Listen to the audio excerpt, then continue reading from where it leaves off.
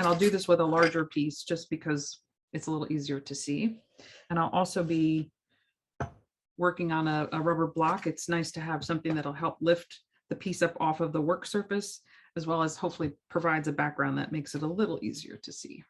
If you're doing production, once you take the foil, I'm going to use it's a little bit thicker and maybe a little thicker than I need, but again, it'll help give you something to see a little bit easier than a thin piece right now. What I need to do is wrap the foil around to get a really good handle on the size. If you do metalsmithing, it's no different than measuring your bezel wire, except you want overlap. You don't want it to meet up perfectly. So I'm going to wrap it around, put a little crease. It is kind of the beauty of this technique is there's no science behind it, no math behind it. It's very simple, easy. Because once I peel this back off, I labeled it large pear, so that when I'm doing 100 of these, I'm not having to wrap it around the stone every time. If I know it's a calibrated size, I just use this now as my measuring stick. What I want to do is make sure that the seam of the jump ring, even though I've closed it so well, I could still find it. Make sure it's right where I'm going to add the solder. That'll help seal the deal there.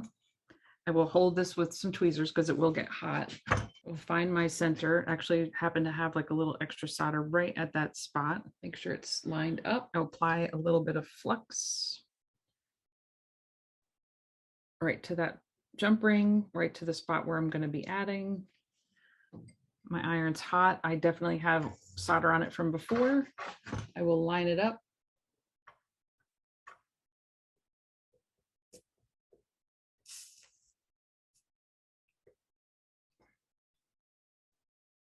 Holding it while it cools.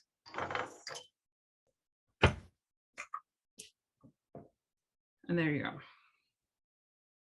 Well, you know, while we're here, I think it's still just a little too hot.